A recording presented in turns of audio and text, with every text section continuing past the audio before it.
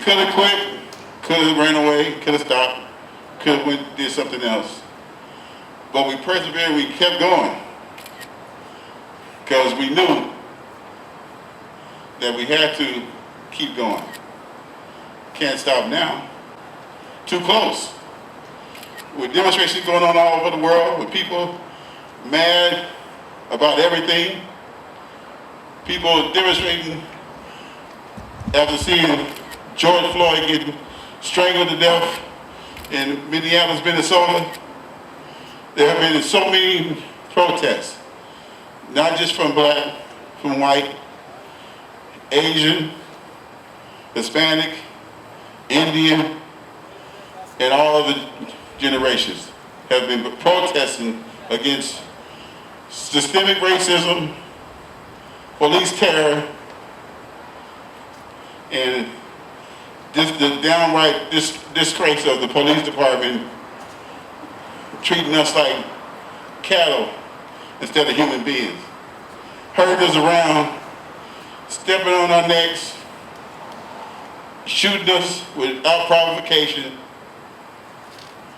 and causing all kind of distrust in the community. That's why this week in the Oakland City Council, they took up the vote to help defund the police, to help put the money back into the community, to help with mental illness programs, to help with programs to accumulate trust within the people of Oakland.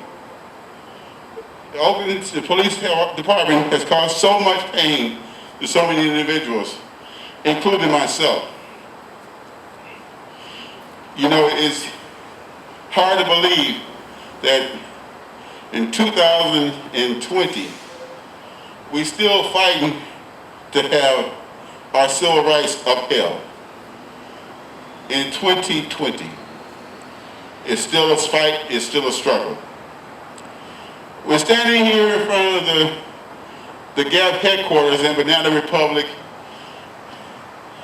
from the Fisher family, to let the Fisher family know that we as workers and we as citizens of Oakland do not support a baseball stadium to be built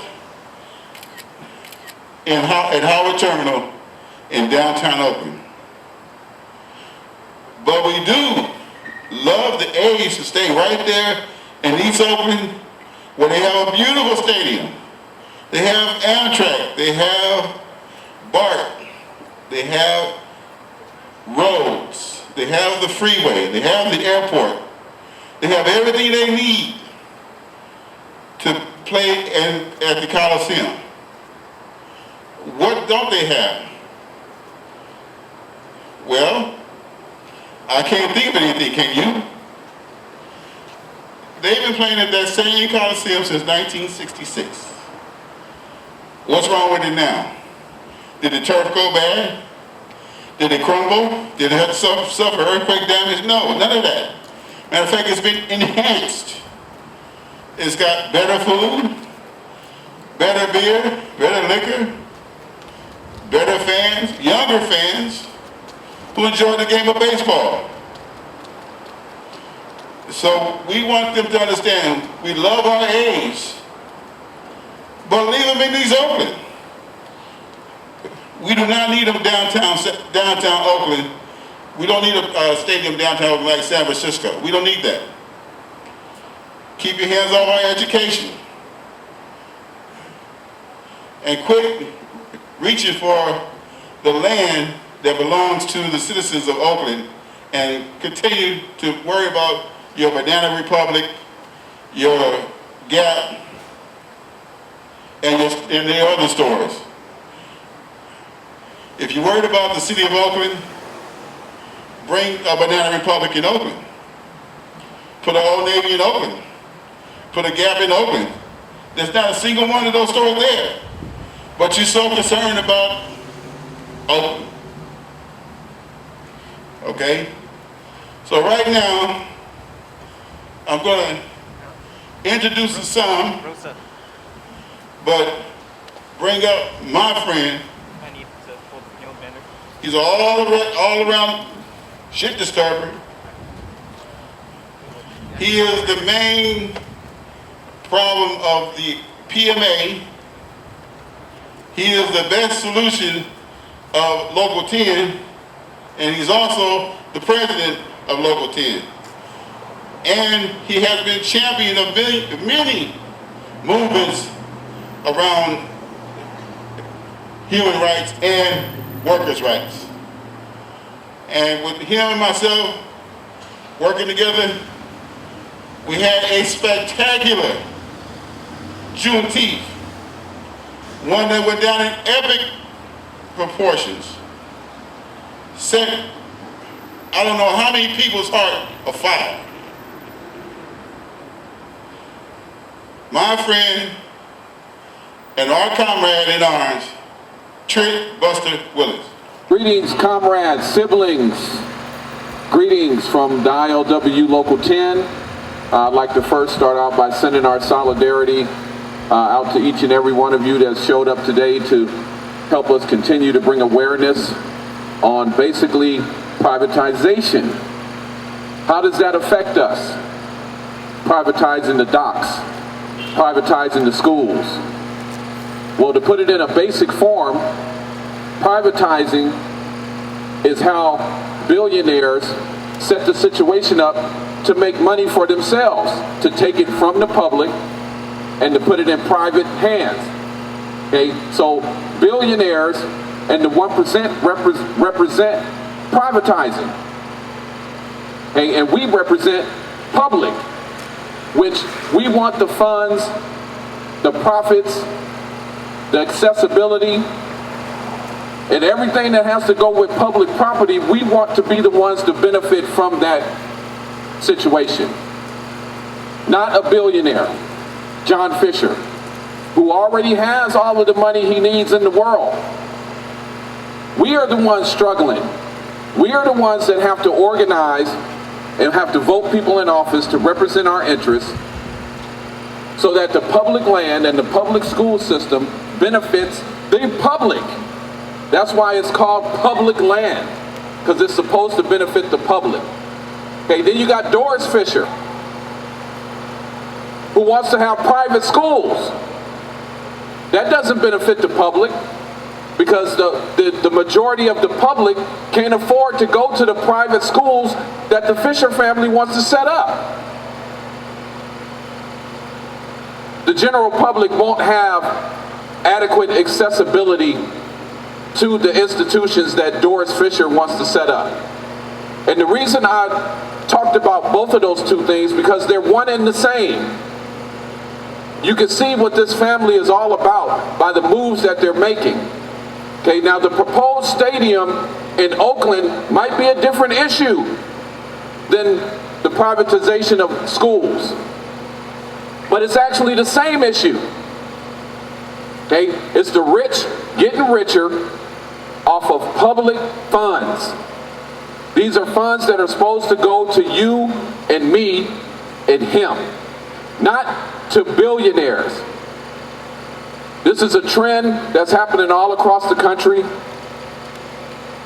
It's one of the things about capitalism, the cracks in the dam, I call it, of capitalism, where capitalism is vulnerable and it leaves poor people vulnerable to be taken advantage of the very rich, wealthy corporations, even by our government. Our government tends to cater more to the rich and to corporations because they have money to lobby our elected officials, who we elect to represent us. So you can see the problem that we're having as citizens of this, not only of Oakland, California and San Francisco, California, but citizens of the United States. And if you think this is the only area where a situation like this is happening, where schools are under attack, where public land is under attack, you are very much mistaken.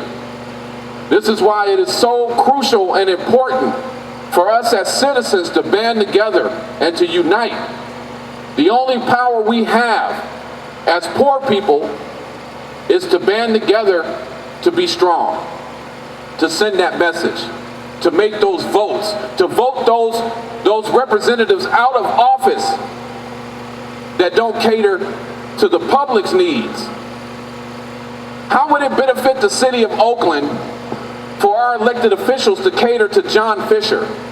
He's one person. You gonna help John Fisher? How many millions of people do we have living in Oakland right now that need help?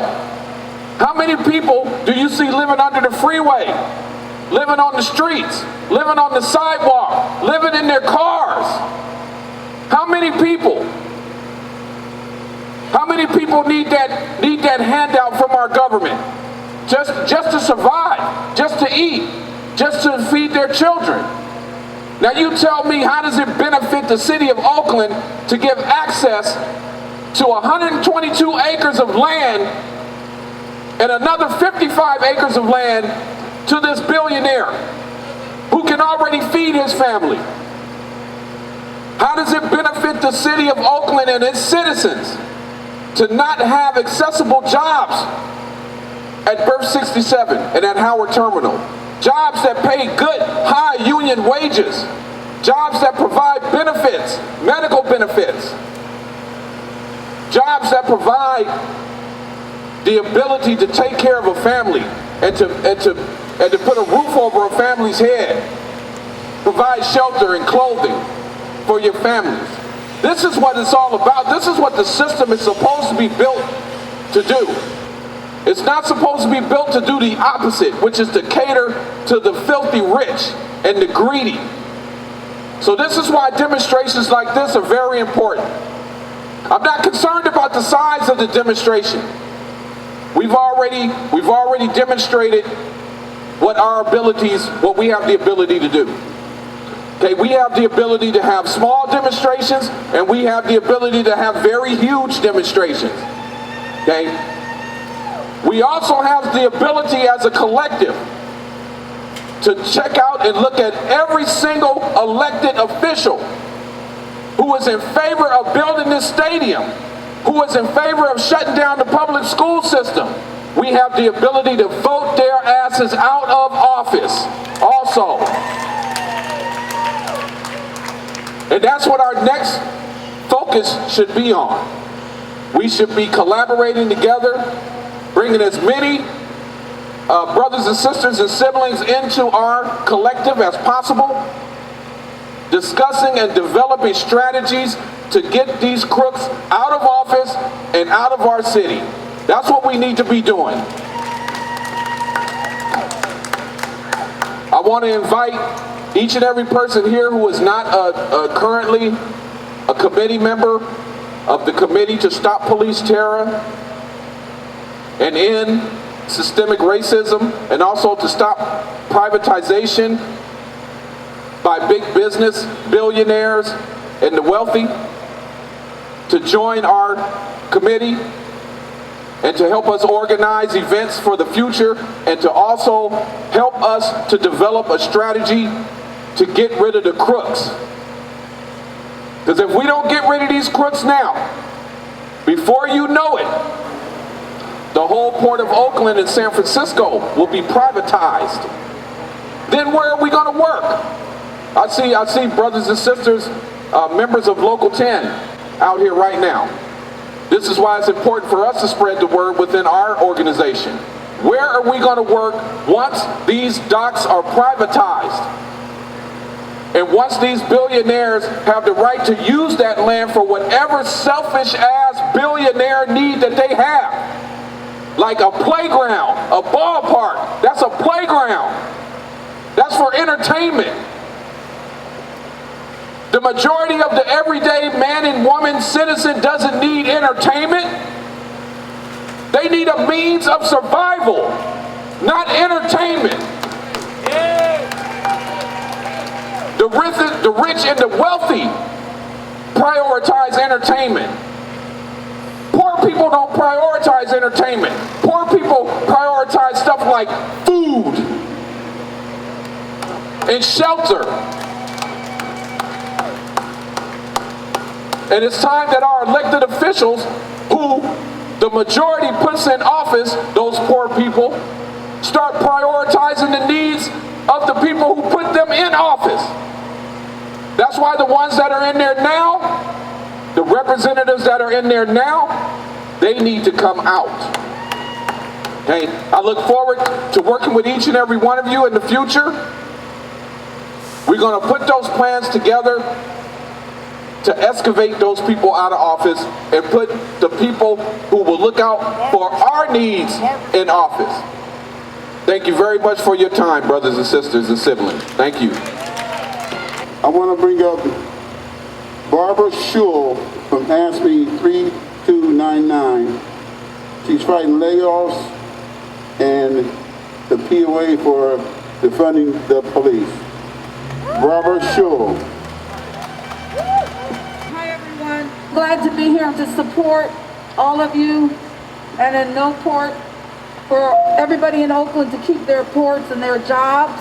I'm thinking that they should be working with all the people in Oakland to stop the privatization, to sit down and have this coalition together and sit down at the table, and they should be working with the city of Oakland and the supervisors. That needs to happen. I support that. And stop the billionaire Doris Fisher theft of Malcom X Academy. We don't need any more privatization. If the GAP and this corporation want to privatize, they need to send their money to the public schools and develop better public schools, support the teachers, support the workers, support the students, support their health care, have a nurse, a doctor on hand, dental, support the Oakland community in San Francisco. No more privatization, because I saw what happened to privatization in Mexico City when they wanted to sell the water to the Latin people over there. They can't afford it. And they took over the rice, to privatize the rice. People can't afford it. Also, I just came back from the Washoe Reservation. They're having an epidemic. We need doctors and nurses up there too. No more privatization, no more taking of land. I support all of you and all your endeavors. I hope all of you support AFSCME 3299. We're fighting UC to have no strikes. They want to lay off 3,000 people through the state of California when at a time at the epidemic, people need to work. They've been there since the epidemic was there. It's not right to lay them off and to put patients at jeopardy. So we want to stop the layoffs at UCSF. Thank you very much.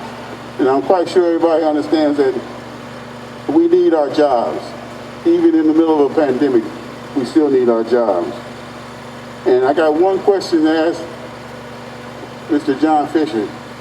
Did he go down and ask the people in West Oakland, do you really want us to build a park down here? Or would you rather have housing? Would you rather have a grocery store?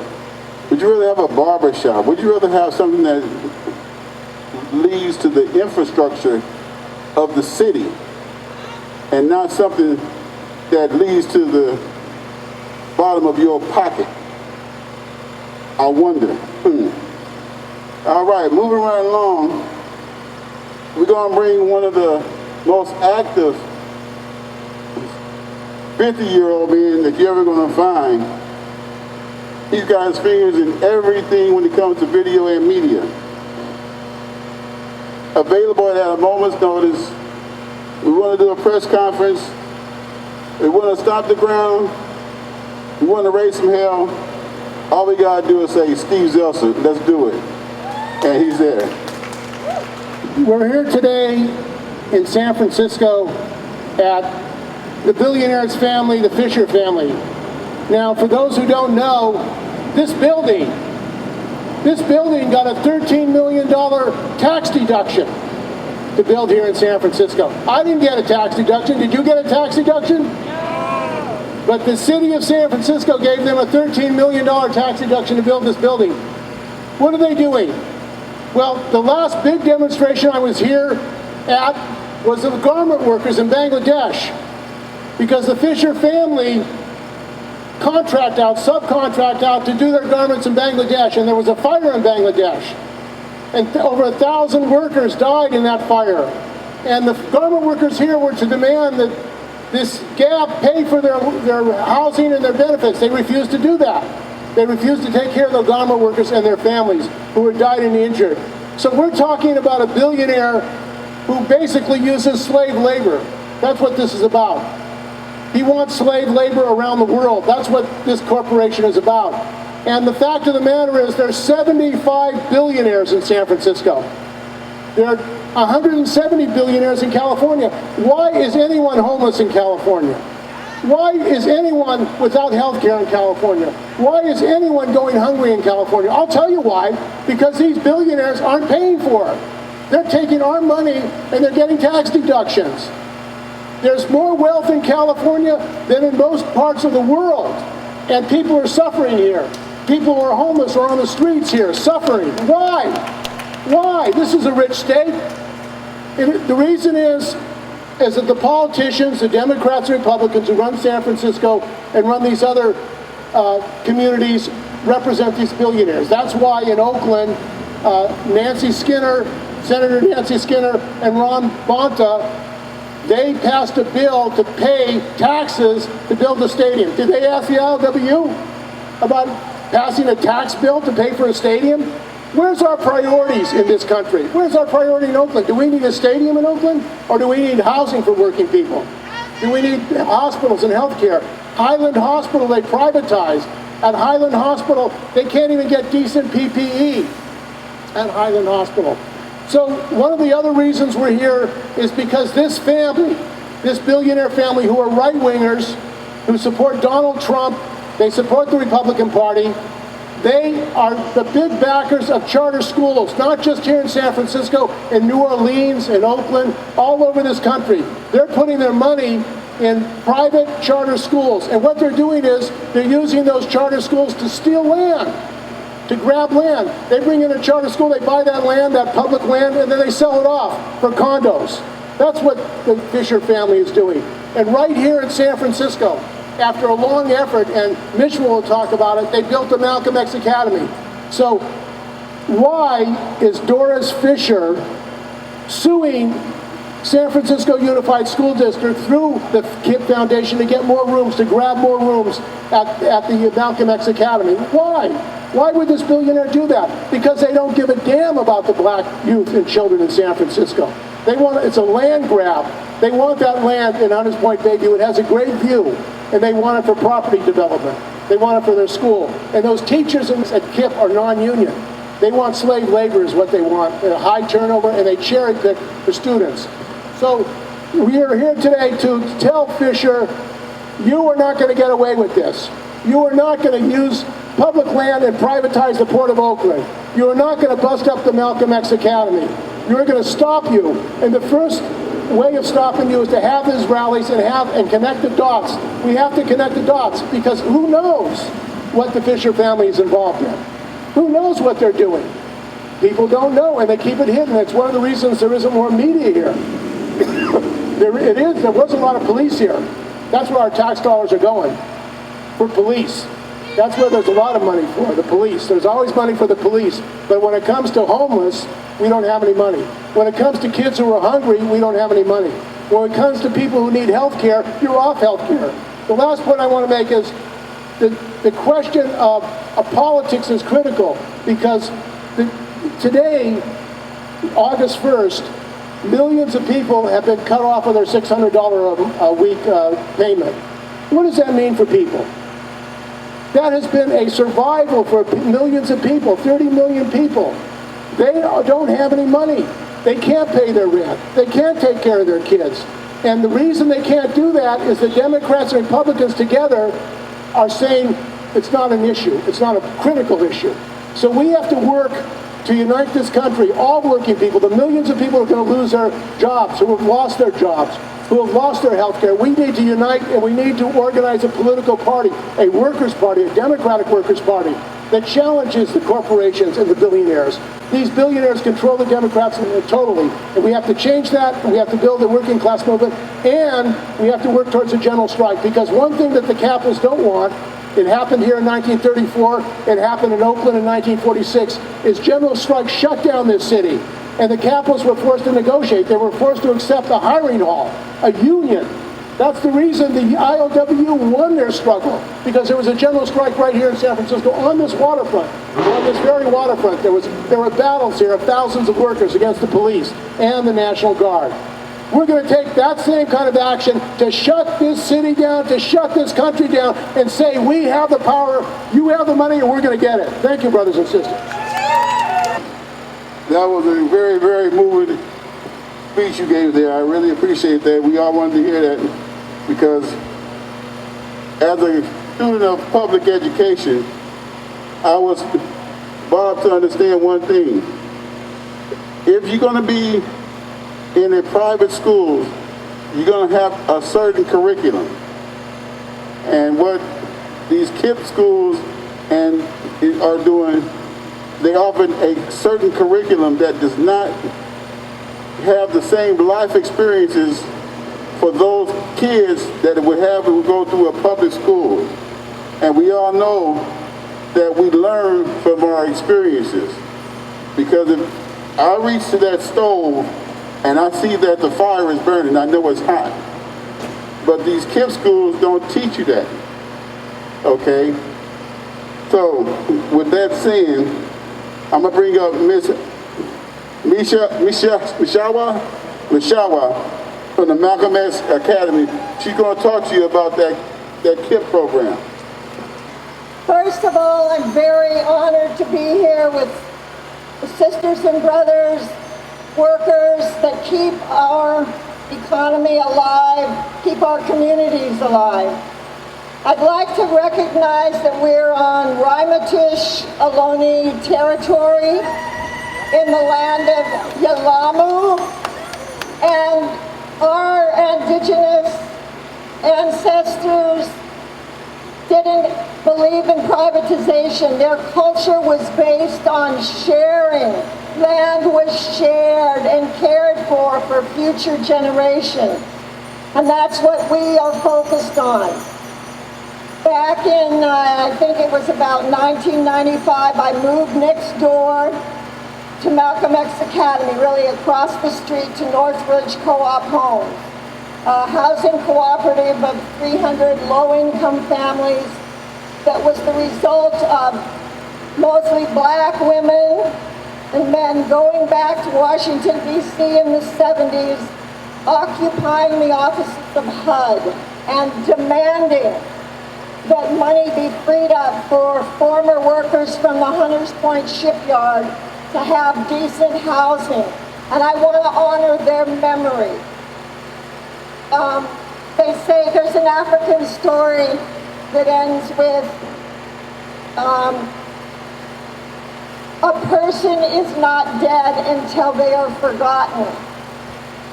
So we honor Malcom X Academy and we honor Malcom X's memory. When my son first started going to Malcom X in kindergarten, Malcom X was called Sir Francis Drake Elementary, and us parents said, we can't have that name for our school. He was a slave trader. And this is a predominantly black school. So parents got together and had a contest, and we voted on which name we wanted, and Malcom X won hands down.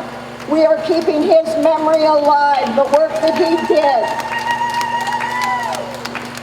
So I've lived there across the street for 25 years.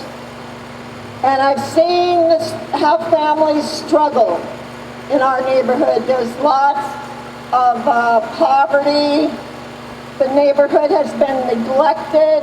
The racism, the classism has been intense over the years, and the police brutality. There is so much trauma among the children and their families.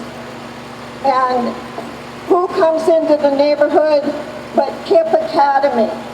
They have a high school on one side of our housing co-op, and now they have a primary and elementary school on the other. And then they have a middle school not too far from where Candlestick Stadium used to be. And that stadium issue, I really hear it, because when Candlestick moved out and came downtown, lots of people lost income from the jobs that they did that were related to the stadium. So in terms of KIPP coming into that neighborhood, our neighborhood's under very intense gentrification. And I can see what they're doing is they're coming in and they're taking advantage of COVID-19, and they're taking advantage of the underserved neighborhood and the trauma and the racism. And they're making little cracks to push open to get the property. And I can just see that they have plans to build condos and high-rises on the property, which has an amazing view, like Steve said, of the bay. And not only a great view, but great weather. And one of the things that happened when they came in about 2 years ago, our co-op has a very thriving community garden farm. And over the years, we've been going now for 10 years, we've distributed over 3.5 tons of fresh produce to our neighbors free of charge, and we've employed over 120 of our neighbors, mostly our youth, through various programs. And I remember talking with one of our youth who said that she was going to the KIPP High School and she transferred, and I asked her, "Do you have any teachers of color?" And she said no. And she ended up transferring to Thurgood Marshall Public High School for her last 2 years, and I was really, really proud that she did that. So back to the KIPP, when they came in, they took some of the best classrooms, and we had a partnership with their Education Outside, which is their garden program, a really fantastic garden program in the elementary schools, science-based. And we partnered with them. Their children would come over, they'd see our orchard and our other produce that we grow, and they would grow starts for us in their classroom because they had the perfect classroom with the perfect exposure. And in that process, they learned the whole all the steps that it takes to be a farmer, to grow food. And they were so excited when they brought over their starts to us, and we planted them together.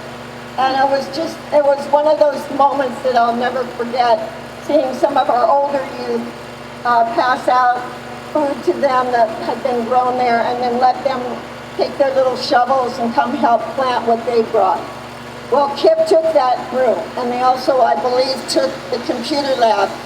And we can't let this happen. This family, the Fisher family, could buy their own school. They could, like I like the suggestion of, helping the staff, the families, contributing to the public, not stealing from the public. Trump gave these billionaires like $2 trillion. Trump and the Republicans, probably a lot of the Democrats do. And they've also had this tax break from the city. That's theft. They are stealing from working people. It's working people, especially unionized workers, that support the building of the public schools and the maintenance of the public schools. These are hubs for the community where food is distributed, where some health care is available, and we need to strengthen them. So I'm very honored to be here with you and know that our struggles are all united and connected. Right now Brother Robert Baskin here is the weekend business agent for Local 10, and of course I'm the president. Right now we just got a call down at Berth 37 that there's an issue going on where we're going to have to go and represent our members down there. So we're going to have to excuse ourselves, but it doesn't mean that this event has to end. So I just wanted to, before I leave, I wanted to thank each and every one of you for coming out and supporting not only the ILWU, Local 10, but 34 also, and also the general public in West Oakland. We have a committee meeting coming up Thursday, this coming Thursday at 6 p.m., a Zoom meeting for the committee that organizes these events. We'd like to invite each and every one of you to join us on that Zoom committee. Before you leave, please leave your email address with Brother Steve Zeltzer. And we look forward to planning some future events with each and every one of you. So thank you, and solidarity from Local 10.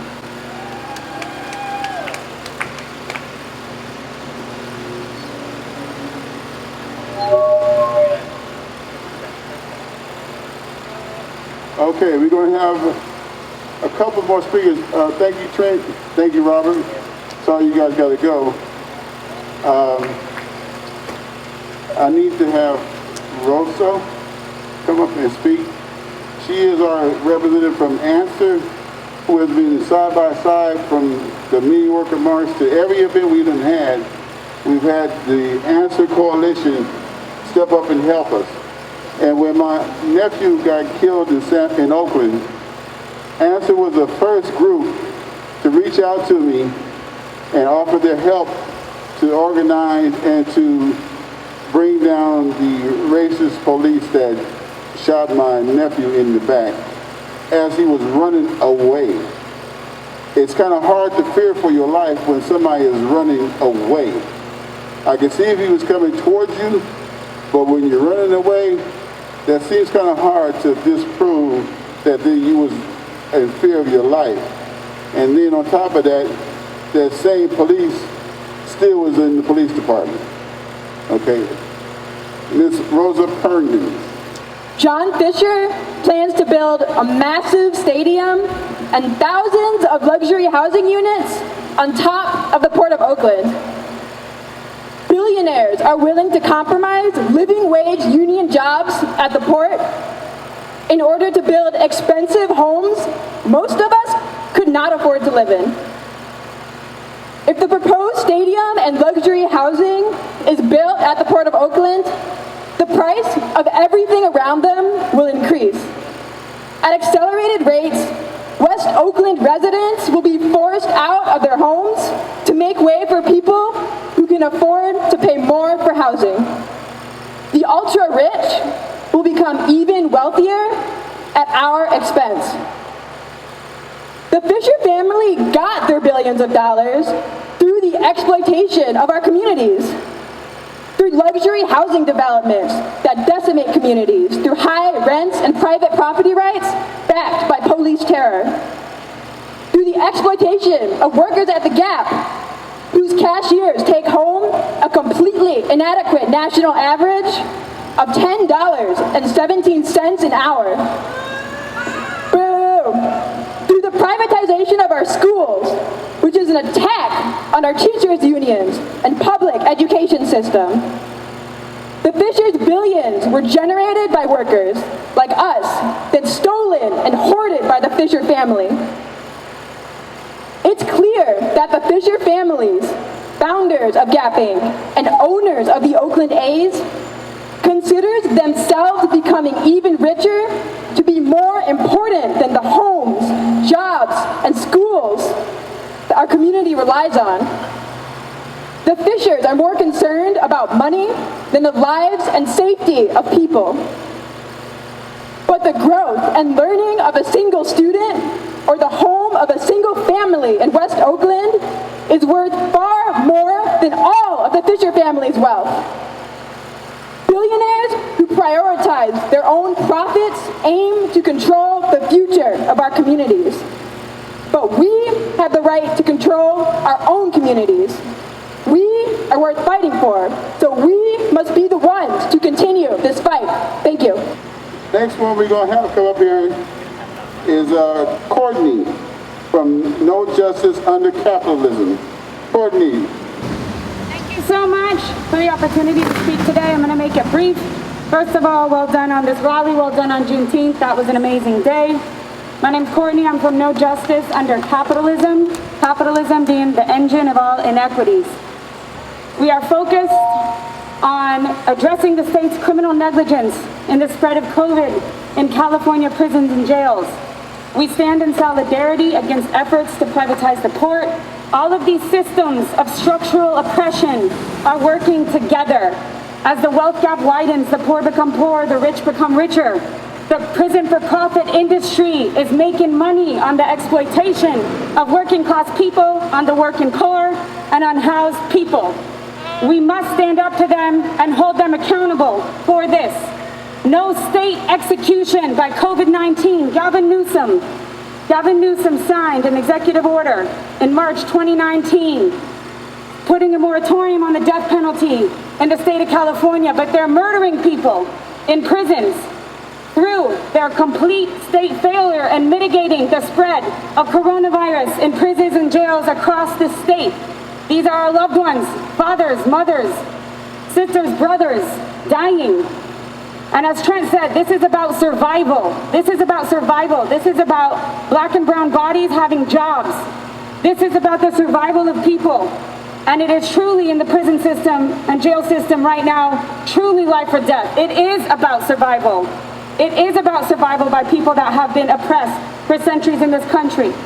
So we ask that you join us tomorrow. We stand in solidarity with ILWU. We stand in solidarity to fight these structurally oppressive systems.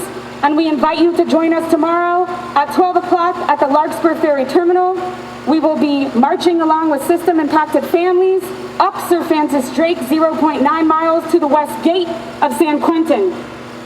And we will listen to families speak of their lives being impacted right now by what's happening in the prison system.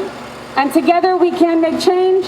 I'd like us to all have a little chant right now to keep energy up. We know this is a long fight, but we are the change. Can we all say, we are the change! We are the change! We are the change! We are the change! We are the change! We are the change! We are the change! Hey everyone, my name is Ramon Real, and I represent and lead in the Margin Theater Company. I am part of the Purepacha people, descendant of the Tarahumara, Raramuri, and the West Apache people. And I'm going to take off my mask. Now, the Central Valley, which lies on the lands of the Yakuts, has always been a land of abundance. To outsiders, the Central Valley is known as the armpit of California. But for those who call it home, it's the Golden Empire. The Golden Empire ranges 40 to 60 miles wide and stretches for approximately 450 miles north to northwest, south to southeast. It is the size of nations. And the Golden Empire produces not only our country's food, but the world's food. That's 13% of the nation's food, and that's 99% of almonds, figs, olives, peaches, artichokes, kiwis, dates, pomegranates, pistachios, raisins, sweet rice, plums, nuts, and walnuts, just to name a few. That's the #1 producer of dairy in the country since 1993. And the Golden Empire is home to the companies such as Dole, Tisdale, Houston Nut Company, Blossom Hill, Blue Diamond, Hilmar Cheese, Del Monte, Cisco. And today I'm here to speak to the neglect of the workers who make these companies run and who are the reason that the currency of the state is produce. I'm here to ask for help, but I'm also here to provide support. Now, the lands of Dolores Huerta and Cesar Chavez and Jorge Rodolfo Gonzalez organized is an essential component of ensuring rights for our BIPOC communities. And we are ready and organizing to demonstrate how essential we are to this nation. Yes, our workers are considered essential, but where is the care and where is the humanity? Where is the common decency? Where is the hazard pay? And why are workers being killed by COVID-19 for their neglect of these companies? Where is the hazard pay for the families who are working in these canneries? For the people who are being forced to go into these places of non-ventilated areas? Where is the hazard pay for people who are 5 times more likely to become infected with COVID? Where is the hazard pay for these companies, for these people, the companies that are ignoring OSHA standards? These companies are ignoring CDC guidelines. And people like Newsom are just allowing it to happen. People like Fisher are just allowing it to happen. And we are here to stand against people like them. Where is the hazard pay for risking injury, like the countless people who suffer from chronic pain because of their employment? Like the workers whose arms were cut off because of machinery? Like the workers whose head was smashed over and over and over for hours by machinery, and they didn't even know until 2 hours later when they found his glasses in the conveyor belt and blood spilled all over. Where was the care and the humanity for people like that? And so, these people who are feeding us are starving. These people who are feeding us are hurting. And these people who are feeding us are dying at an alarming rate. People are scared to go into work, but they are being forced to go into work because they are stopping them from getting unemployment or disability or workers' compensation. They are not closing these plants when they are finding that there are hives of COVID. Instead, they hide that information from these people. They hide that information. And instead, they intimidate them to keep going into work, into these conditions. And so I am here to stand alongside Oakland, and I am here to support the unions. I am here to support all of y'all, and I am here to stand against people like Fisher, to stand against these corporations, to stand